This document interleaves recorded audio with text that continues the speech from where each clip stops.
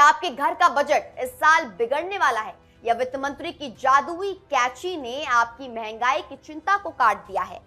1 फरवरी 2026 को पेश हुए बजट ने आपकी रसोई से लेकर आपकी जेब में रखे मोबाइल तक हर चीज की कीमत पर अपनी छाप छोड़ी है। इतिहास में पहली बार रविवार को पेश हुए इस बजट में वित्त मंत्री निर्मला सीतारमण ने कस्टम ड्यूटी यानी सीमा शुल्क में बड़े बदलाव किए हैं, जिसका सीधा असर उन चीजों पर पड़ेगा जिन्हें आप रोजाना इस्तेमाल करते हैं। आइए जानते हैं कि इस साल क्या सस्ता होने जा रहा है और कहां आपकी जेब पर बोझ पड़ने वाला है। इस बजट की सबसे बड़ी राहत कस्टम ड्यूटी में की गई कटौती से आई है। सरकार ने कई आवश्यक वस्तुओं और इलेक्ट्रॉनिक उपकरणों पर लगने वाले आयात शुल्क को कम कर दिया है। इसका सीधा मतलब यह है कि आने वाले दिनों में विदेशी तकनीक वाले इलेक्ट्रॉनिक्स, घरेलू उपयोगी की मशीनें और कुछ विशेष उपभोक्ता वस्त्र काफी किफायती हो जाएंगे।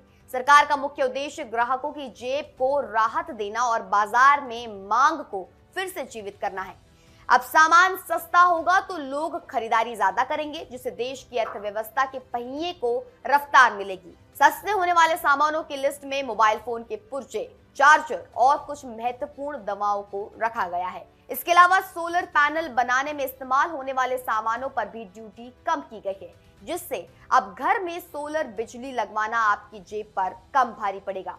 वहीं दूसरी ओर सरकार ने कुछ लग्जरी की जो वस्तुएं हैं और गैर जरूरी आयातित उत्पादों पर टैरिफ बढ़ाकर घरेलू विनिर्माण को बढ़ावा देने की कोशिश की है।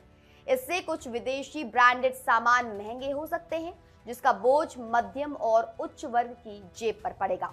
कुल मिलाकर बजट 2026 का गणित ये कहता है कि सरकार ने आम आदमी की रोजमर्रा की जरूरतों को सस्ता रखने की पूरी कोशिश की है।